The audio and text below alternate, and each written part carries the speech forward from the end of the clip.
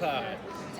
It's been a minute. Everyone's counting. Yeah, I mean, it's like I've time traveled. Like, You should know something about that. exactly.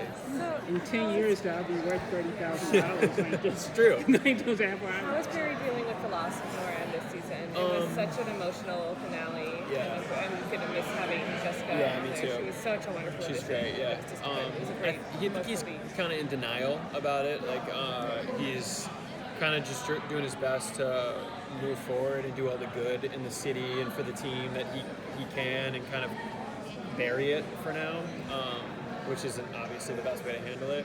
And we kind of see Iris, who also is probably not handling it in the most healthy way, kind of confront the fact that the only way we're going to really get over this is if we kind of come together to get over it, because I think we both kind of isolated ourselves after it happens, because it messed with us so much. So we're going to kind of see us on different pages initially, and then come together and try to find a way to get over it.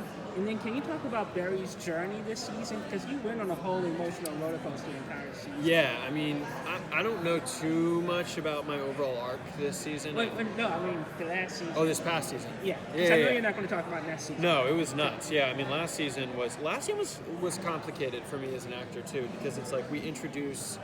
Okay, it's like now you have a daughter, and play this history and play this emotional connection, but also she's like essentially your age, like.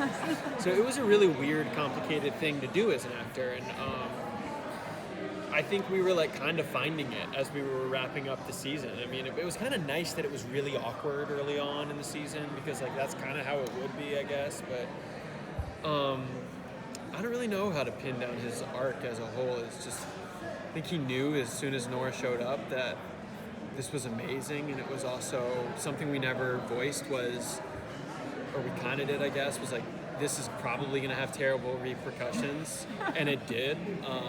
And I think Barry kind of knew that the whole year, that like this is going to have to end with, tragedy, with either her vanishing or me something terrible is going to happen. I think that was always kind of floating around, Personally speaking, The timeline has Don't forget me. changed now yet again. Exactly. So what effects are we going to see in the new season of the changes of that consequence? Well, the newspaper article changes, and yeah, we've moved up significantly, I think by like 5 years, and the monitor pops up really early on and says that the universe is in jeopardy. In order to save the universe, Barry Allen is going to have to die.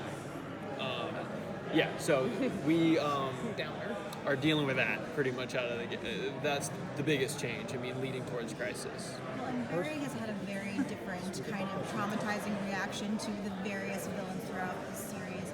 How is this particular villain this season going to mess with Joe?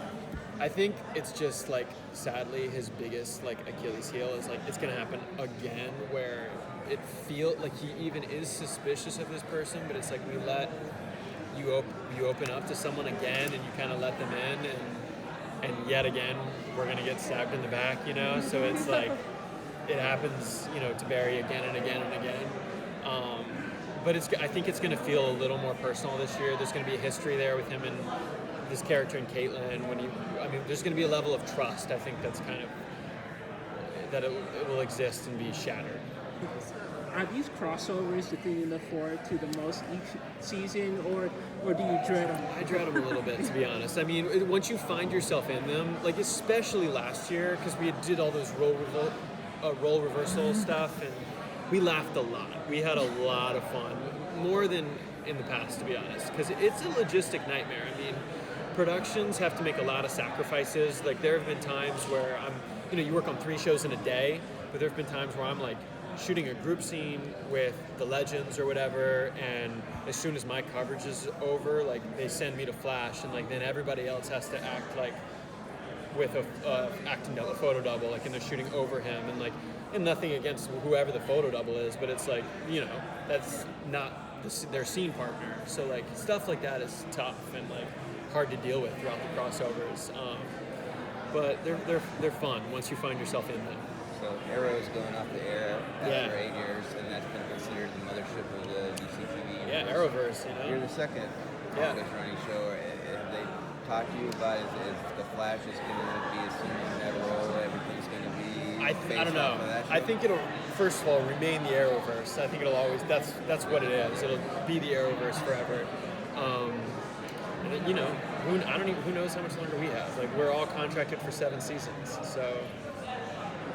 And then your world is multiverse, so there could be a whole new Flash. Yeah, exactly. Like they could keep going without me easily. So Yeah. you gotta watch that whole contract negotiation. No, it's part. true. Yeah, they'll be like, all right, see you, Grant. We got this kid for cheaper. So